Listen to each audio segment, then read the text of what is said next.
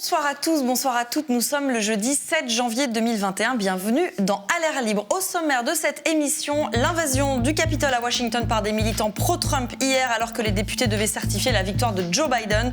On en parle tout de suite avec notre invitée, l'historienne Sylvie Laurent et Mathieu Magnodex de la rédaction. On accueillera ensuite la psychiatre Muriel Salmona pour parler de la mécanique de l'inceste après la révélation de l'affaire Duhamel du nom du politiste Olivier Duhamel. Sa belle-fille Camille Kouchner l'accuse dans un livre d'avoir violé son frère jumeau pendant leur adolescence. À l'air libre, épisode 51, saison 2, c'est parti!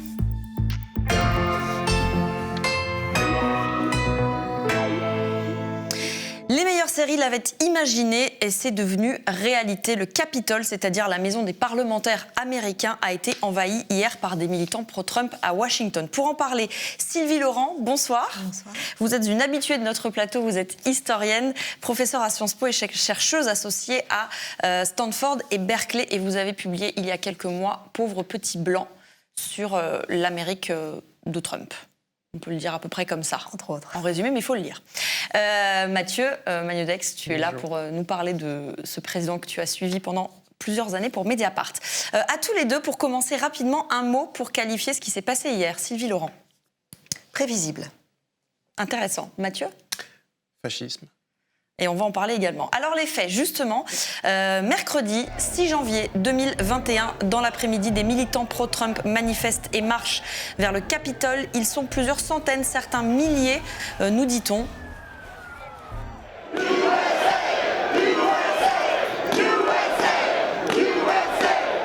Parmi eux, de nombreux drapeaux de campagne Trump 2020 et surtout des drapeaux qui en disent long sur le profil des manifestants. Le drapeau confédéré, symbole de la guerre civile, aussi considéré comme un symbole des suprémacistes blancs. Vu aussi le Gadsden flag avec l'inscription « Don't tread on me », ne me marche pas dessus, qui est notamment brandi par les pro-armes. Des manifestants qui détruisent du matériel de journalistes en passant.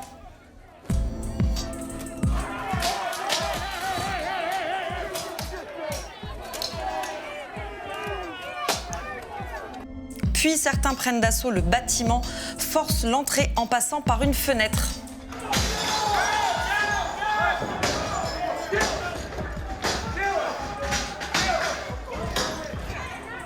Et le contre-champ de l'action est stupéfiant. Un agent de sécurité se retrouve seul, forcé de reculer face à un groupe déterminé à avancer.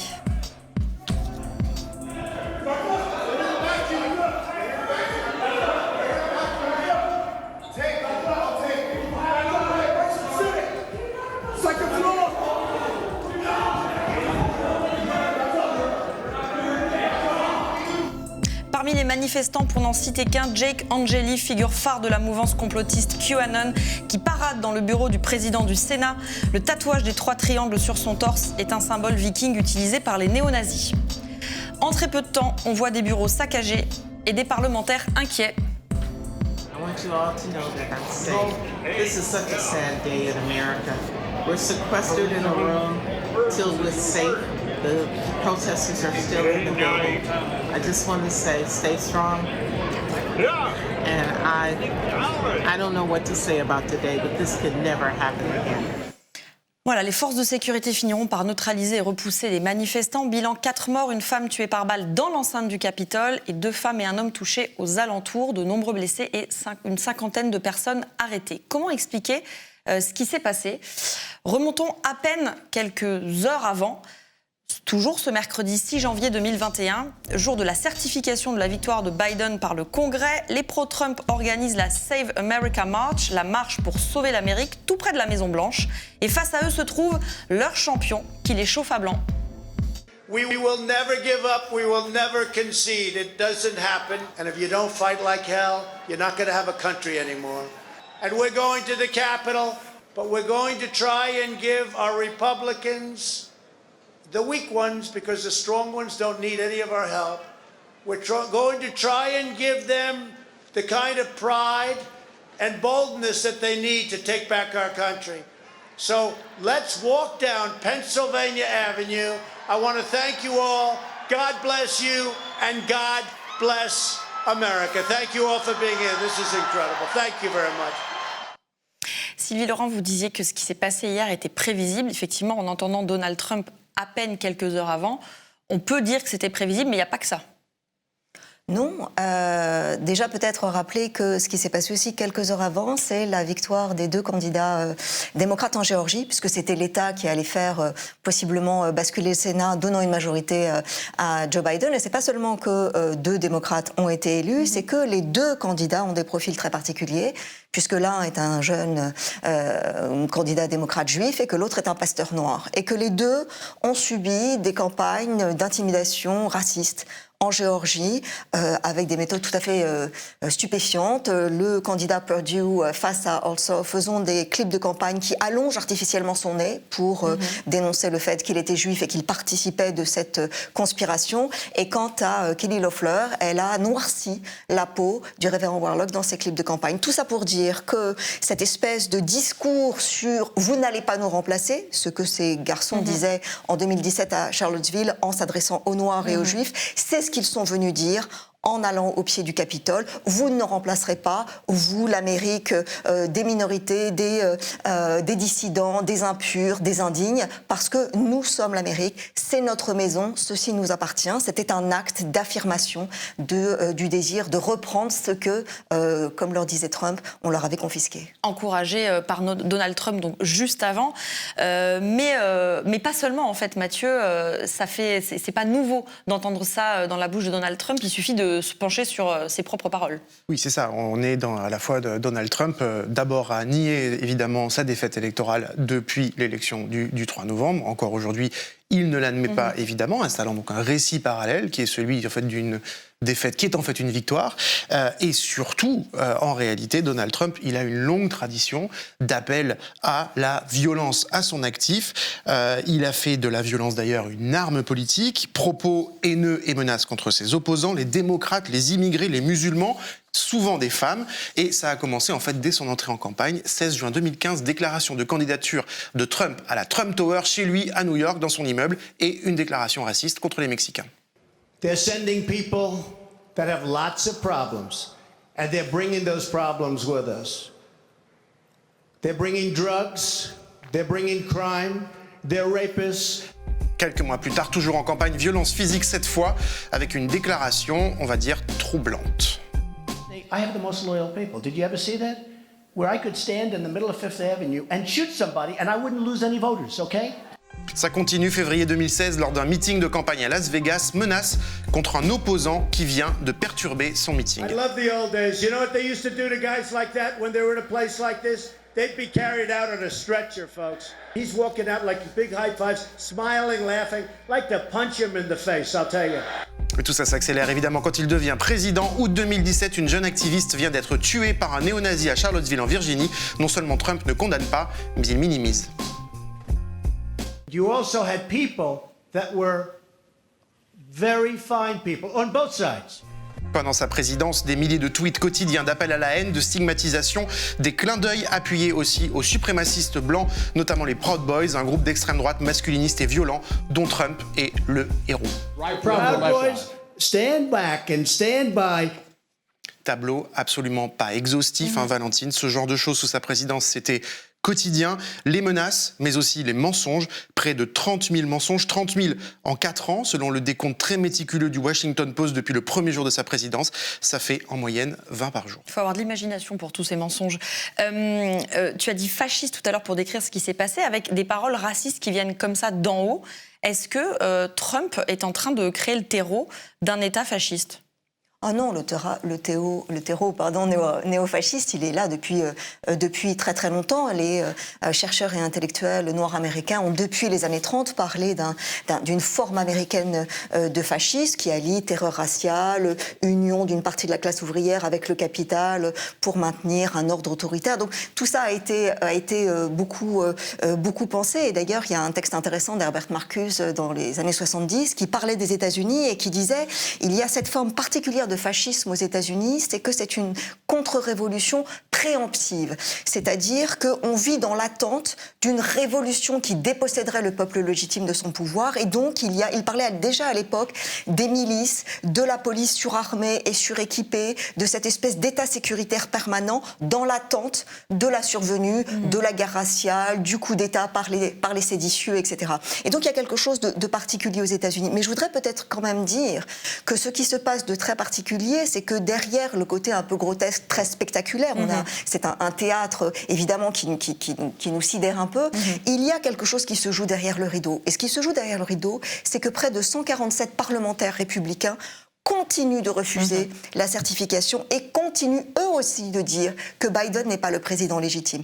Donc certes, Donald Trump, qui évidemment jette de l'huile sur le feu, bien sûr, ces miliciens, ces terroristes blancs qui mettent à bas l'image que les États-Unis se faisaient de la résilience de leur démocratie, mais la réalité, c'est que c'est le Parti républicain et des centaines d'élus qui encore aujourd'hui, en particulier au sein du Freedom Caucus, c'est-à-dire les parlementaires d'extrême droite à l'intérieur du Capitole, sont de connivence avec ces terroristes. Il faut bien comprendre qu'il y a une espèce de terrorisme contre l'État qui se fait au nom de l'État. C'est un paradoxe tout à fait surprenant dans ce qui se passe.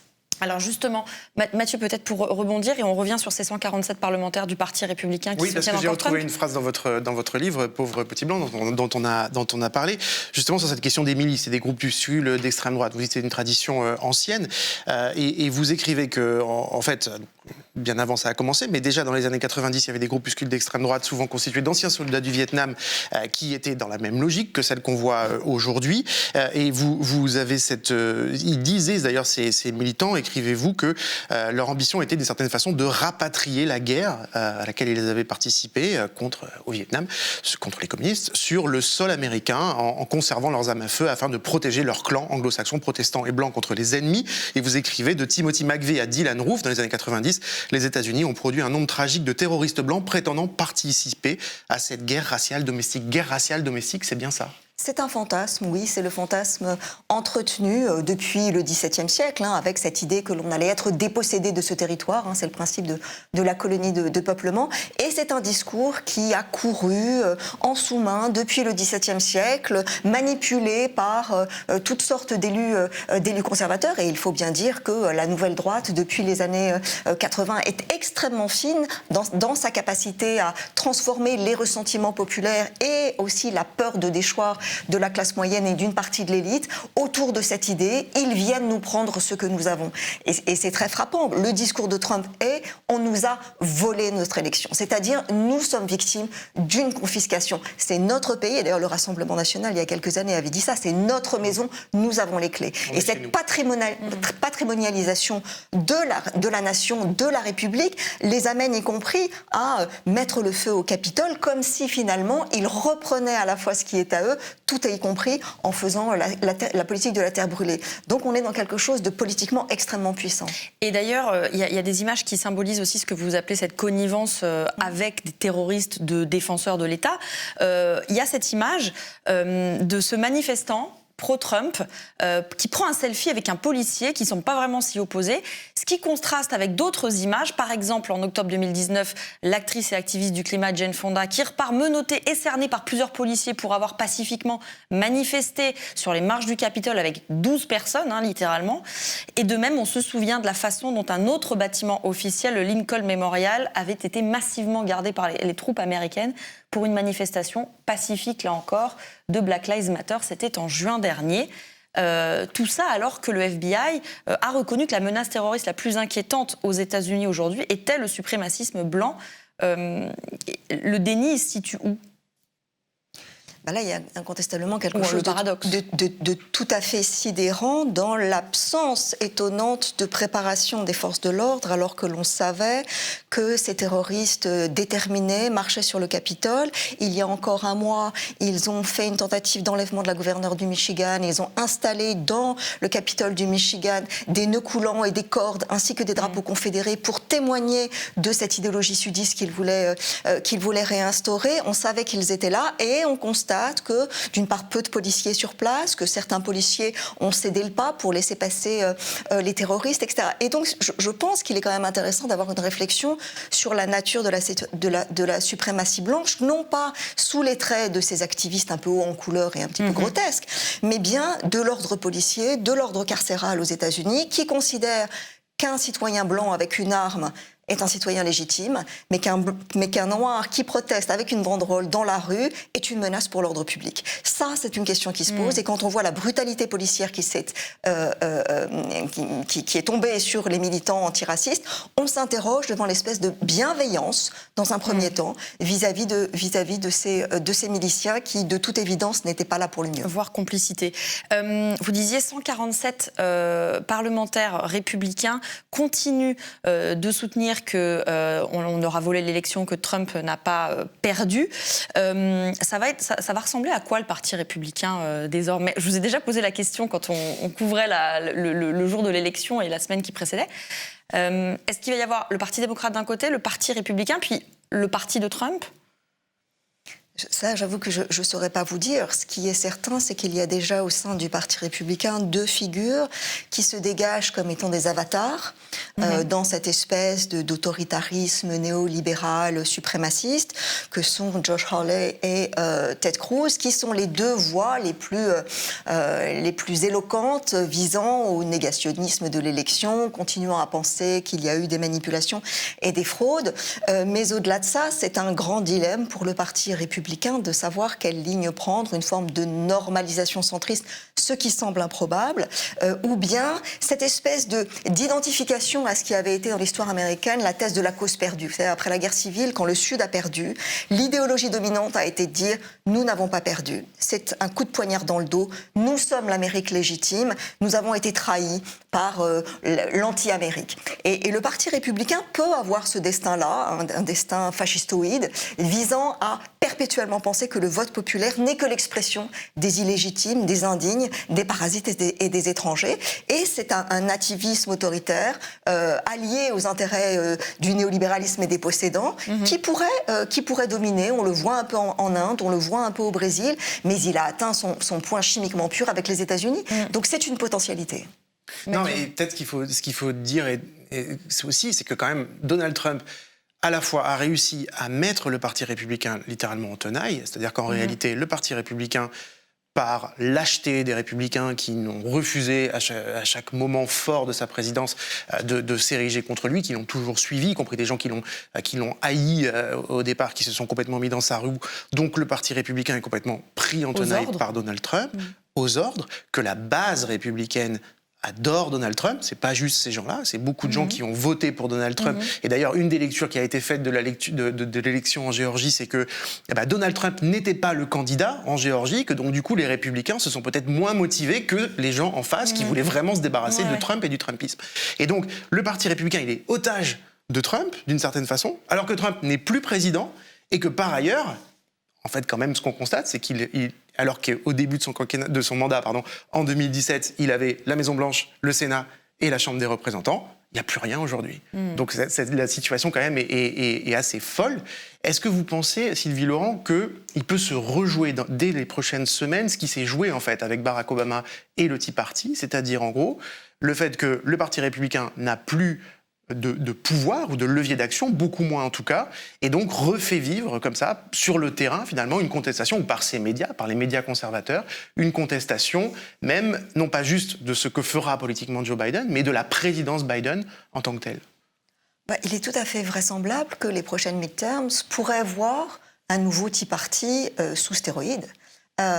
Éventuellement reprendre la majorité à la Chambre. Le ressentiment que va susciter une vice-présidente noire, un cabinet de plus en plus divers et un Sénat désormais favorable à la majorité est certaine. Et ces gens ne disparaîtront pas et leur colère et leur ressentiment disparaîtra d'autant moins que la posture de Joe Biden jusqu'à présent est une posture extrêmement safe, comme on dit en anglais. C'est-à-dire, c'est quelqu'un de très centriste, qui parle d'un retour à la normale, qui parle de réconciliation. Le pays n'a pas besoin de réconciliation, le pays a besoin de justice, le pays a besoin de réforme, le pays a besoin d'une révolution profonde, afin que le policier qui a tué Jacob Blake de 7 balles dans le dos ne soit pas amnistié au nom de l'autodéfense, ce qui n'est qu'une il y a quelques jours, qui n'est qu'une validation de ces gens qui ont pris l'assaut, le capital. C'est la même logique de la suprématie blanche, qui n'est pas, une fois encore, le monopole d'une bande de tatoués un peu alcoolisés, mais qui est le fait de la classe moyenne, qui est le fait des institutions et qui est le fait de la majorité des élus, de gauche comme de droite d'ailleurs.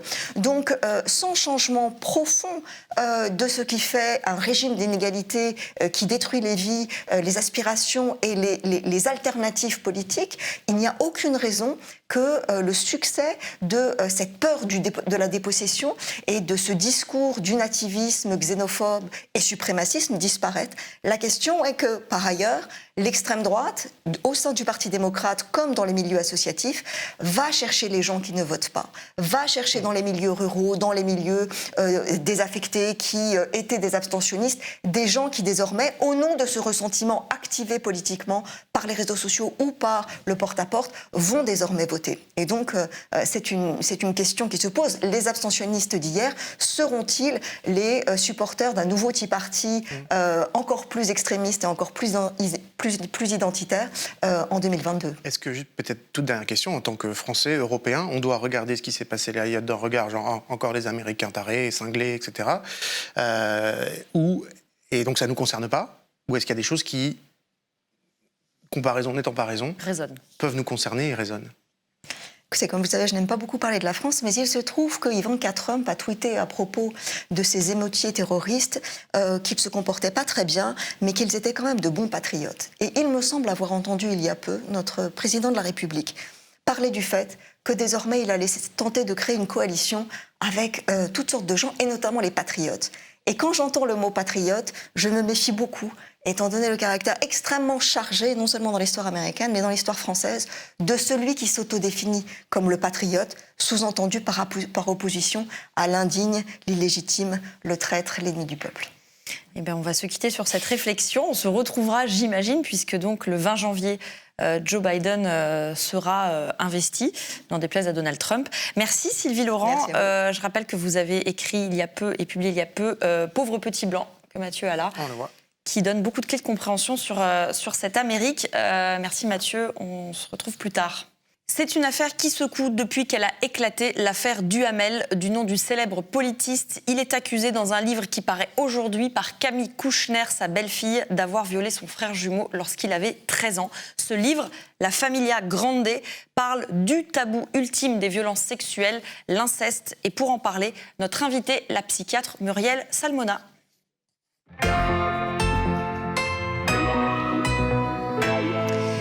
Bonsoir Muriel Salmona, bienvenue sur le plateau d'Alerte Libre. Vous êtes psychiatre, spécialiste des violences sexuelles et vous avez fondé l'association Mémoire traumatique et victimologie qui travaille sur les conséquences psychotraumatiques des violences, toutes les violences, mais en particulier les violences sexuelles, conjugales et les violences faites aux enfants, donc l'inceste, dont on va essayer avec vous de décortiquer la mécanique. Je rappelle donc le point de départ, ce livre de Camille Kouchner, La Familia Grande. Camille Kouchner, elle est la fille de la juriste Evelyne Pizier et du politique Bernard Kouchner. Dans ce livre, elle révèle non seulement que son beau-père, Olivier Duhamel, remarié avec sa mère, a violé son frère jumeau pendant plusieurs années dès l'âge de 13 ans, mais surtout que ça se savait dans l'entourage et pourtant, il n'y a pas eu de suite, il ne s'est rien passé. D'abord, en quelques mots, que s'est dit la professionnelle que vous êtes quand vous avez découvert cette histoire? Alors, c'était lundi soir. Je me suis dit tout de suite que c'était une bombe, et que je me suis attendue à être beaucoup sollicitée, voilà, et que c'était peut-être une occasion, que c'était courageux et que c'était une occasion effectivement de pouvoir en parler et briser aussi cette loi du silence, et que on retrouvait effectivement tout ce qui se passe habituellement dans ces situations de violences sexuelles à l'intérieur des familles. Alors justement, dans l'inceste, tout est particulier. D'abord, justement, le traitement familial, le cadre familial. Camille Kouchner écrit à plusieurs reprises, elle écrit « Regarde-moi maman, c'est pour toutes les victimes que j'écris, celles si nombreuses que l'on n'évoque jamais parce qu'on ne sait pas les regarder. » Elle écrit encore « Souviens-toi maman, nous étions tes enfants ». C'est-à-dire que la propre mère de Camille Kouchner et donc de Victor, l'adolescent abusé, eh bien elle savait, Olivier Duhamel, selon Camille Kouchner, n'a pas nié très longtemps, mais Evelyne Pizier a choisi de protéger son mari plutôt que ses enfants, qui ont donc été contraints au silence, et ça c'est caractéristique de l'inceste. Oui, c'est caractéristique de l'inceste, mais enfin pas que de l'inceste. Pas que de l'inceste. C'est universel dans toutes les violences sexuelles. Mais là où il y a un tabou supplémentaire, un tabou des tabous, c'est que ça se passe dans le cadre familial. Oui, mais justement, ce cadre familial, c'est un cadre fermé, très hiérarchisé. C'est pas n'importe quel cadre familial, c'est un cadre familial dominant. Avec un système où il y a des gens qui se pensent tout-puissants et avec des privilèges inouïs, et qui vont exercer une loi et une emprise, une pression sur tous les membres de la famille, pour une coercition, pour faire ce qu'ils veulent faire. Et en fait, c'est vraiment une situation de toute puissance, de volonté de dominer. Donc, et on le voit dans tous les secteurs où, justement, très hiérarchisé, le plus souvent, c'est le dominant, c'est la parole du dominant, c'est la loi du dominant qui l'emporte, avec une sorte de distribution des rôles où il y a les victimes d'un côté et puis toutes les personnes qui vont se soumettre, voire collaborer même parfois avec le système agresseur du dominant. D'ailleurs, Camille Kouchner écrit que son frère Victor, la victime, à l'époque, donc encore adolescent, l'avait prévenu « Tu verras, ils me croiront, mais ils s'en foutront complètement ». Oui, parce que la victime, elle n'a aucune valeur. Enfin, elle est ravalée à un stade d'objet, elle n'a aucun droit. D'une certaine manière, on piétine sa place, on piétine tout ce que la victime peut ressentir, sa souffrance, les atteintes qu'elle présente. Elle n'est pas légitime pour se défendre, pas légitime pour parler, pour dénoncer. Elle vaut rien. Tandis que le système agresseur, lui, se présente comme ayant beaucoup de valeur. Donc, du coup, c'est pot de fer contre pot de terre. Mais comment on explique quand même qu'une mère ne choisisse pas la chair de sa chair, son enfant, face à son mari ? C'est la peur que la famille explose ? Il y a cette notion-là qui entre en compte ? Non, parce que en plus, il y a eu déjà une famille qui s'était séparée. Enfin, je veux dire, c'est pas une question que la famille explose, c'est une question que c'est vraiment s'allier avec un système oppresseur. C'est le dominant, en fait, c'est une dictature. Et du coup, avec les gens qui vont, par opportunisme, par lâcheté, s'allier avec la personne toute puissante, et qui vont aussi, comment on peut dire, intégrer le regard et le discours de la personne dominante sur les victimes.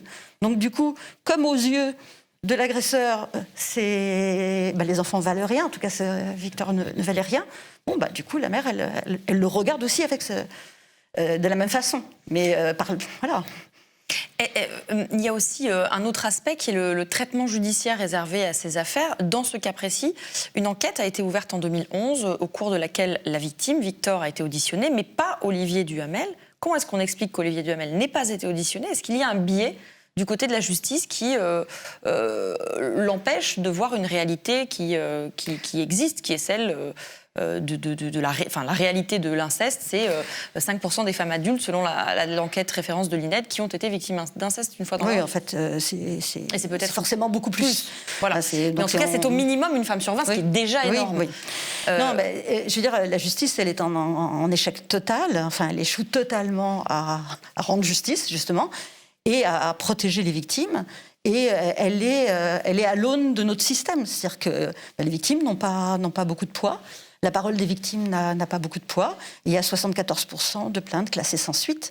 Donc il n'y a même pas de vraie enquête judiciaire, une simili-enquête policière, et où souvent, effectivement, les personnes qui ont été accusées par les victimes ne sont même pas entendues. Ça, c'est habituel. C'est pour ça que, d'ailleurs, qu'on se bat. C'est-à-dire qu'il y a un phénomène de tolérance, de minimisation. Et puis, on est dans le cadre. Alors là, c'est particulier parce que c'est un garçon, Victor. Mais bon, il jumeau avec Camille. Mais dans l'ensemble, ces violences-là sont essentiellement sexistes. C'est 80% de filles qui subissent. Les subissent. Voilà. Et c'est vraiment des violences avec une discrimination très importante. Et donc, il y a vraiment un jugement de valeur négatif sur les victimes. D'ailleurs, les victimes, elles ont souvent honte de se déclarer victimes. Or, être victime, c'est quelque chose qui est positif. C'est une reconnaissance. Enfin, se déclarer victime, c'est-à-dire qu'on reconnaît l'atteinte. Donc, du coup, d'une certaine manière, on reconnaît votre valeur puisque vous avez subi des préjudices très importants. Vous avez des droits. Vous avez droit à la vérité, à la justice, à des réparations, à une garantie de non-réitération. Et c'est tout ce système-là, vraiment de domination très importante masculine, puisque dans 9 cas sur 10, ce sont les hommes qui sont les agresseurs, met en scène qu'en fait, c'est pas si grave et que c'est un privilège et qu'ils ont le droit, en fait, en quelque sorte. D'ailleurs, quand il y a eu une très très grande étude sur les violences sexuelles commises sur les femmes par les hommes, et quand on leur demandait, tous ceux qui reconnaissaient avoir violé une femme, la raison qu'ils donnaient, c'était qu'ils avaient bien le droit de le faire. Point. Alors, eux, ils n'y vont pas par quatre chemins. Ils disent pas c'est par désir, c'est par ceci, c'est par cela, c'est parce qu'elle m'a allumé, c'est parce que, enfin, toute la culture du viol habituelle. Non, c'est un privilège. Un privilège de violence. Contre lequel on ne peut pas rester inactif. Et puis, il y a le traitement de la société. Il y a la façon dont la société regarde l'inceste, une façon de le reléguer à une affaire de mœurs ou de famille, une affaire privée. 2 exemples. Ce tweet de l'écrivaine Catherine Clément. « Décidément, je n'aime pas la délation, surtout familiale, ça me répugne. » Propos sur lesquels a renchéri l'ancienne ministre socialiste Michel Delaunay. Surtout à longue distance des faits, quand il ne s'agit plus que de porter tort publiquement ou d'attirer l'attention sur un livre dont on aurait sans cela peu parler. Oui, ça c'est vraiment la culture du viol dans toute sa splendeur. C'est-à-dire que, en fait, c'est vraiment, il monte dans une défense de l'agresseur. C'est-à-dire que, quand même, le terme de délation est quand même extrêmement grave. Et une négation de la réalité des faits. Et puis, c'est de toute façon la victime qui a tort, parce que c'est trop longtemps après, elle n'a pas fait comme il faudrait, ou elle le fait pour se faire remarquer, pour être connue. Enfin, c'est toujours cette mise en cause des victimes, et le fait que, d'une certaine manière, ce dont il se préoccupe, c'est vraiment de l'agresseur, et c'est une attaque à sa façade, et qui est insupportable, à sa réputation. On voit bien que ce qui pose problème là, c'est pas l'inceste en soi, c'est le fait d'en parler. Oui, bien sûr. Oui. Et que c'est ça qui est grave. C'est-à-dire qu'il y a tout un système. C'est-à-dire qu'on a, ce qu'il faut comprendre, c'est qu'on a une impunité qui est quasi totale. Donc les agresseurs peuvent le faire tranquillement. Du coup, ils peuvent avoir des carrières d'agresseurs, enfin, plus ou moins. Mais surtout, ils sont dans une position de rapport de force telle que c'est eux qui racontent l'histoire. C'est eux qui en fait disent ce qu'il faut penser de ces violences sexuelles. Donc il y a un discours de propagande, un vrai discours de propagande, pour vraiment mettre en cause les victimes et les protéger eux. Et puis surtout leur permettre de continuer. Enfin, et que ce discours-là, il a tellement été tenu tellement longtemps, et que les agresseurs sont tellement partout, parce que c'est dans tous les milieux, à tout niveau, et qu'il y a une telle tolérance. Je veux dire que du coup, c'est ce discours qui l'emporte, c'est les dominants, qui font effectivement, qui racontent un scénario. Dans ce cas précis, les faits sont prescrits. Alors, même si le délai de la prescription a été rallongé, là, c'est prescrit. Est-ce qu'il faudrait une imprescriptibilité? Nous, c'est ce qu'on demande. Oui. C'est difficile à dire. Nous, c'est bien sûr, c'est ce qu'on demande. Parce que, alors, pour plusieurs raisons. D'abord, parce que ce sont des crimes, ce qu'on appelle des crimes de premier ordre au niveau international, des crimes extrêmement graves. Donc c'est des violations très graves des droits humains qui doivent avoir un traitement exceptionnel. Voilà. Que ce sont, même l'Europe, la Cour européenne dit que ce sont des actes cruels, dégradants et inhumains.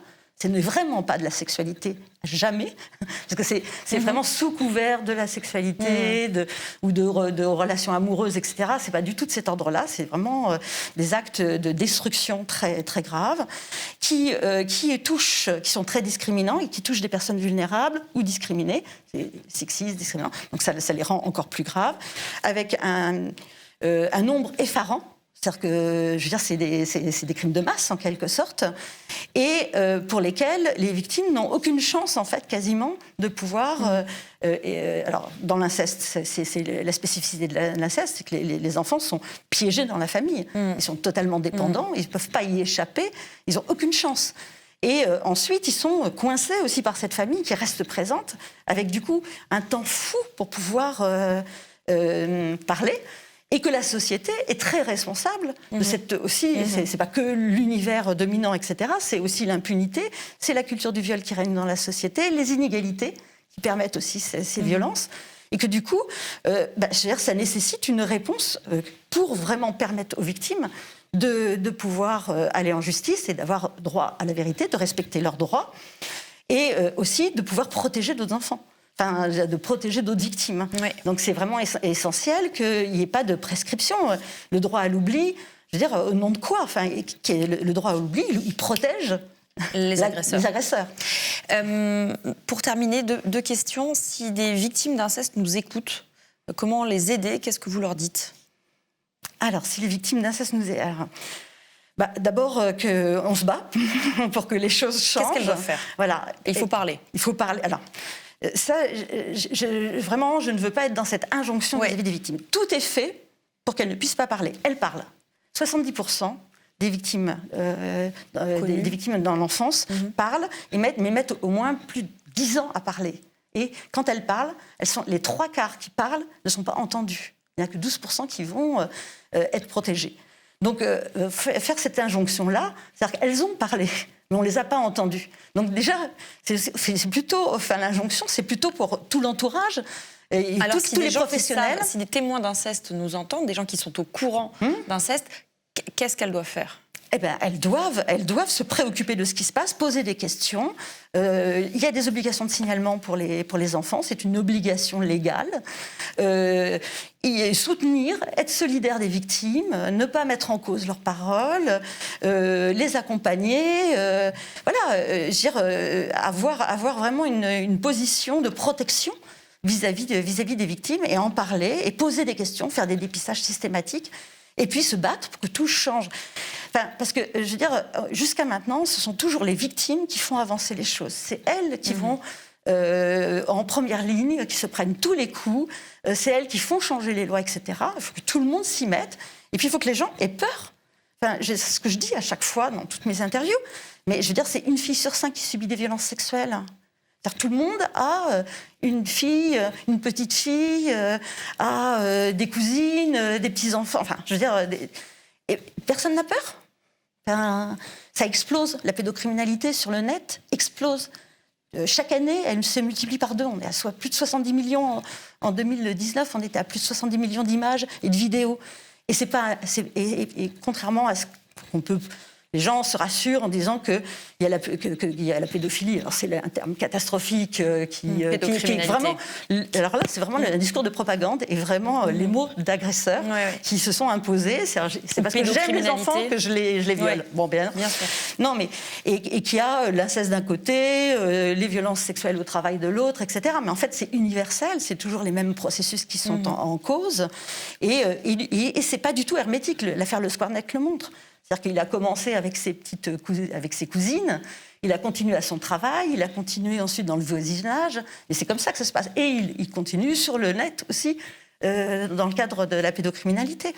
Donc il faut que tout le monde se révolte contre ça et dise que c'est absolument intolérable, que ça suffit, que stop, c'est time's up, franchement, et que là, on ne veuille plus de ce monde-là.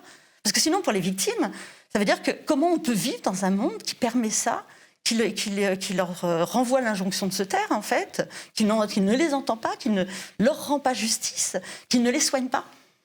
Parce que les conséquences psychotraumatiques sont telles que c'est des atteintes à la santé mentale et physique très très importantes, et que c'est le premier déterminant de la santé 50 ans après. Il y a une perte de chance épouvantable. Enfin, c'est des injustices sur des injustices sur des injustices. Il y a un moment, on se dit qu'on ne peut pas accepter qu'une société soit aussi injuste et fasse ça aux enfants. Enfin, essentiellement les filles. Et c'est les plus vulnérables qui sont les plus touchés. Hein. Les enfants, par exemple, les enfants handicapés subissent 3 à 4 fois plus de violences. Enfin, c'est intolérable, quoi. Merci Muriel Salmona pour poursuivre la réflexion. Je suggère votre livre, le livre noir des violences sexuelles, qui est toujours disponible chez Duno. Et puis à lire sur Mediapart l'analyse de mes consoeurs Marine Turki et Lénaïg Bredou pour comprendre le système de l'inceste. Merci Muriel Salmona. Merci beaucoup. À bientôt. Tout de suite le 24 heures.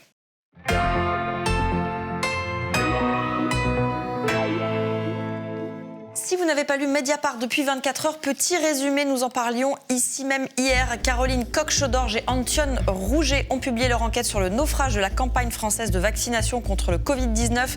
Le ministère de la Santé n'a ainsi mis en place que 38 des 113 congélateurs susceptibles de stocker les doses fin décembre. C'est bien dommage. De son côté, Joseph Confavreux a rencontré la politiste Vanessa Codaccioni à l'occasion de son ouvrage sur la société de la vigilance. Elle revient sur la décision du Conseil d'État d'autoriser le fichage des opinions politiques et syndicales. C'est bien dommage aussi.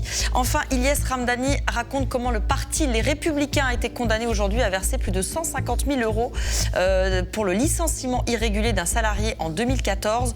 Proche de Nicolas Sarkozy, le salarié en question, Éric Césari, qui était directeur général de l'UMP, est aussi un personnage de l'affaire centrale de l'affaire Big Malion, dont le procès commencera au mois de mars, avec sur le banc des prévenus Nicolas Sarkozy. À l'air libre, c'est fini pour cette semaine. Merci à la rédaction et à toute l'équipe technique qui permet chaque jour de réaliser cette émission. Demain, ne manquez pas un entretien avec la philosophe Isabelle Garot sur le sens que peut encore avoir l'idée communiste au XXIe siècle. Samedi, un documentaire, La Permanence. Alice Diop a posé sa caméra dans une consultation médicale pour migrants primo-arrivants à l'hôpital Avicenne en Seine-Saint-Denis. Bon week-end à toutes et à tous. Lundi, c'est Mathieu qui est aux commandes. Bonne soirée. Salut.